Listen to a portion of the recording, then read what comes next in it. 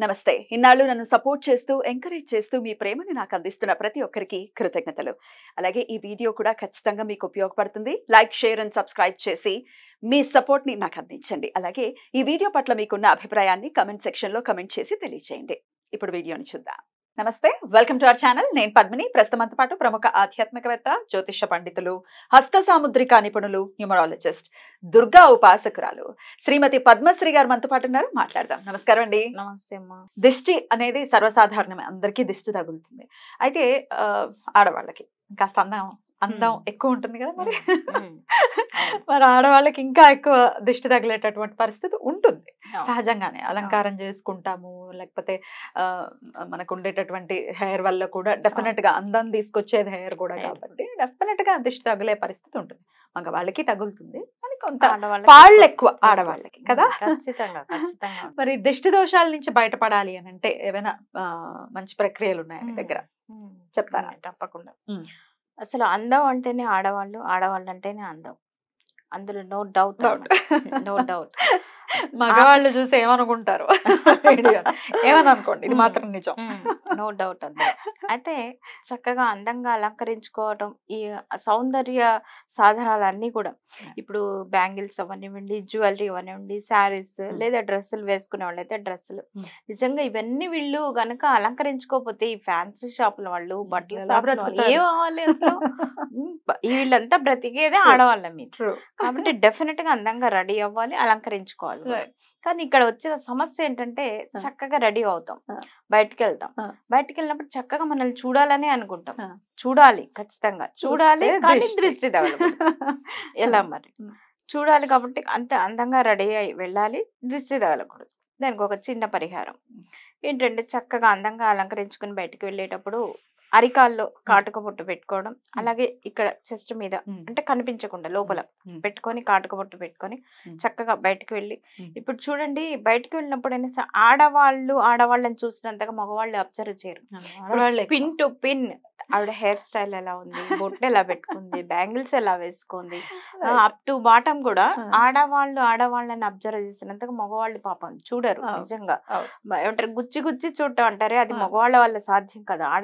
ఆడవాళ్ళే చూస్తారు గుచ్చి గుచ్చి. ఇది నిజం, యథార్థ వాస్తవం. అయితే చక్కగా నలుగురి దృష్టి ఆటోమేటిక్ గా వీళ్ళ మీద పడుతుంది. పడినప్పుడు కొంచెం ఇంటికి రాగానే బడలికగా అనేసిగా డెఫినెట్ గా ఉంటుంది. ఎందుకంటే నరుడి దృష్టికి నాపరాళ్ళైనా పగులుతాయి అనేది సామెత, అది యథార్థ వాస్తవం కూడా. ఎంతో కొంత లేనిదే మన పెద్దవాళ్ళు అసలు ఇటువంటి నానుడులు బయటికి రావు. అయితే బయటికి వెళ్ళి వచ్చేటప్పుడు శుభ్రంగా కాళ్ళు చేతులు కడుక్కొని ఇంటికి వచ్చేసిన తర్వాత సరే ఆ రోజుకి అది అయిపోతుంది. ఎక్కడికి వెళ్ళొచ్చినా ఫస్ట్ బయటకు వెళ్ళి రాగానే శుభ్రం కాళ్ళు కడుక్కున్న తర్వాత లోపలికి రండి, అక్కడికి ఆ నెగిటివ్ అనేది వెళ్ళిపోతుంది. తర్వాత ఏం చేస్తారంటే, మంగళవారం, అష్టమి, అలాగే ఆదివారం, గురువారం, ఇలాంటి రోజులు ఉన్నప్పుడు శుభ్రంగా తలారా స్నానం చేసుకొని సాంబ్రాణి ధూపం, చూడండి వెనకట మన అమ్మమ్మలు వాళ్ళంతా కూడా తల స్నానం చేయడం, వెనకట ఇంకెలా ఉండేది, కుంకుడుగాయలతో తల స్నానం. మా అమ్మమ్మ గారు వాళ్ళు తల స్నానం చేస్తే కళ్ళల్లో మంట పుట్టి అసలు విపరీతం భయంకరమైన బాధ ఉండేది. అయినా సరే నిజంగా అప్పుడు చాలా లెంత్ అలా మెయింటైన్ అలా చేశారు కాబట్టి చాలా లెంతీగా థిక్గా ఉండడం ఉండేది. కానీ ఇప్పుడు చూడండి, ఎవరో ఒక పెద్ద ఆయన చెప్పినట్టు ఎక్కడ చూసినా జడలు ఎక్కడ కనిపిస్తున్నాయి, కొత్తిమీర కట్లని ఒక పెద్ద ఆయన చెప్పినట్టుగా అవి కూడా మళ్ళీ గ్రే హెయిర్ చాలా విపరీతం. సరే, మనం వారిని విమర్శించొద్దు. ఇప్పుడు ఉన్నటువంటి పొల్యూషన్ కారణం కావచ్చు, లేదా మనం వాడే షాంపూల వల్ల కావచ్చు. సరే, ఇప్పుడు ఏదో ఒకటి, ఇప్పుడు ఉన్న కాలమాన పరిస్థితులను బట్టి మనం వెళ్ళాలి, అంతేగాని మనం ప్రత్యేకంగా అంటే కొద్దిగా సరే. ఇప్పటికీ పురాతన ఆచార వ్యవహారాలు పాటించే వాళ్ళు ఉన్నారు. చక్కగా వారానికి 2 సార్లు తలస్నానం చేయటం, చేసిన తర్వాత సాంబ్రాణి ధూపం వేసుకోవడం, చక్కగా వారానికి 2-3 సార్లు తల నూనె పెట్టుకోవడం, తలకు నూనె, ఇలాంటి మెయింటైన్ చేస్తే ఇప్పటికీ ఉన్నారు కొంతమంది. హెయిర్ లేని వాళ్ళు ఏం లేరు. కాకపోతే ఇప్పుడు వాళ్ళు ఉన్న బిజీ లైఫ్ కానివ్వండి, వాళ్ళు చేసే ప్రొఫెషన్స్ కూడా చూసుకోవాలి. మనం అందరూ జిడ్డుగా నూనె పెట్టుకుంటూ వెళ్తే అన్ని ప్రొఫెషన్ సెట్ అవ్వదు. మన అందరికీ ఇది వీలున్నంత వరకు, వసతి ఉన్నంత వరకు చేసుకుంటే చాలా బాగుంటుంది. అయితే తలస్నానం చేసిన తర్వాత చక్కగా అష్టమి, మంగళవారం, గురువారం ఇలాంటి ఉన్నటువంటి రోజుల్లో అష్టమి ఆదివారం కలిసి వచ్చిన రోజు కనుక తలస్నానం చేసి శుభ్రంగా సాంబ్రాణి వేసుకుని, ఎందుకంటే ఈ దృష్టి అనేది ఆడవాళ్ళకి ఎక్కువ జుట్టులోనే ఉంటుంది అనమాట. ఓకే.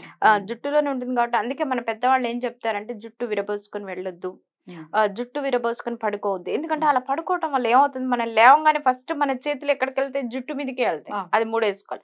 కానీ మనం ఏం చేయాలి, ఫస్ట్ భగవాన్ నామస్మరణ చేసుకోవాలి, 2 అరచేతులు చూసుకోవాలి అని చెప్పేసి చెప్తూ ఉంటాం. కానీ అలా కాకుండా ఫస్ట్ జుట్టు విరబోసుకొని పడుకో, ఫస్ట్ హెయిర్ క్లిప్ పెట్టుకోవడం ఏదో చేస్తుండే. కాబట్టి జుట్టు విరబోసుకొని పడుకోవద్దు అని చెప్పేసి చెప్తుంటారు మన పెద్దవాళ్ళు. సరే ఇప్పుడు ఉన్న ఫ్యాషన్ కానివ్వండి, ఇప్పుడున్న నడుగు అందరికీ అది సాధ్యపడకపోవచ్చు, కానీ సాధ్యమైనంత వరకు పాటించి ఆచరిస్తే బాగుంటుంది. అలాగే ఇలాగే సాంబ్రాణి ధూపం అనేది వేసుకొని చక్కగా అష్టమి రోజు కనుక అమ్మవారికి, దుర్గా అమ్మవారికి ఆరాధన చేసుకున్నట్టయితే చాలా బాగుంటుంది.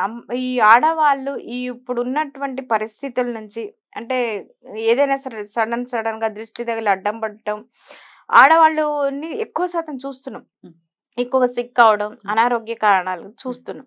కాబట్టి ఈ బాధ నుంచి విముక్తి కలగాలంటే ఖచ్చితంగా అష్టమి ఆదివారం వచ్చిన రోజుల్లో దుర్గా అష్టోత్తరంతో పూజ చేసుకుని చక్కగా కుంకుమార్చన చేసుకున్నట్టయితే ఇప్పుడు ఉన్నటువంటి ఈ బాధల నుంచి, సమస్యల నుంచి బయటపడటానికి అవకాశం ఎక్కువగా ఉంటుంది.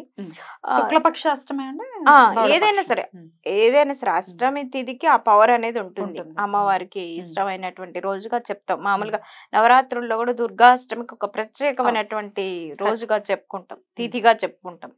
కాబట్టి ఇలాగా అష్టమి రోజు దుర్గా అమ్మవారికి పూజ చేసుకున్నట్టయితే ఈ ఆడవారు ఎక్కువగా సిక్ అవ్వకుండా, ఇటువంటి దృష్టి దోషాలకి గురవ్వకుండా ఉంటారనమాట.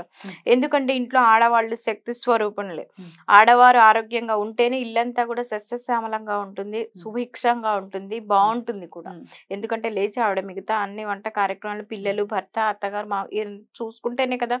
కాబట్టి ఇలా చేసుకుంటూ జుట్లు విరబోసుకోకుండా సాధ్యమైనంత వరకు సాంబ్రాణి ధూపం వేసుకుంటూ ఉన్నట్టయితే చాలా అద్భుతంగా ఉంటుందని చెప్పుకోవచ్చు. రైట్. దిష్టి తగిలితే ఎలా మరి దాని నుంచి బయటపడాలి అంటే అష్టమి రోజు అని చెప్తూ ఉంటారు కదా, అప్పటికప్పుడు తీసుకునేటటువంటి ప్రక్రియలు ఏమైనా ఉన్నాయా? దృష్టి తీసుకోవటం అంటే గళ్ళుప్పుతోని క్లాక్ అది అందరికి తెలిసిందే. ఇంకొకటి ఏంటంటే ఎండుమిరపకాయలు బాగా దృష్టి లెఫ్ట్ అంటే clockwise, anticlockwise తిప్పాలంటే బాగా విపరీతంగా సిక్ అయిపోయి పడిపోయే స్టేజ్ వస్తుంది. ఒక్కొక్కసారి చాలా మంది ఫంక్షన్స్ కి వెళ్ళి రాగానే ఇండైజెషన్ వల్ల కావచ్చు, నిజంగా దృష్టి తగలటం వల్ల కావచ్చు, వాళ్ళు ఏంటంటే సడన్ గా వామిటింగ్స్ కావడం, పడిపోతుంటారు అనమాట.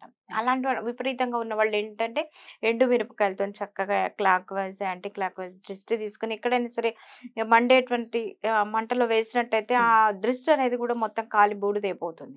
అలాగ అంటే ఇంట్లో వేసుకోవద్దు. మళ్ళీ అది ఎండుమిరపకాయలు అది ఇంట్లో వేస్తే ఏమవుతుంది, అదే అవుతుంది, గడ్డు వాసన వస్తుంది, ఇల్లంతా చుట్టుపక్కల వాళ్ళకి కూడా డిస్టర్బెన్స్, దగ్గు వచ్చేస్తుంది. కాబట్టి ఏంటంటే ఎక్కడైనా దూరంగా మంట వేసేసి దానిలో ఈ ఎండుమిర్చి వేసినట్టయితే చాలా అద్భుతంగా ఉంటుంది.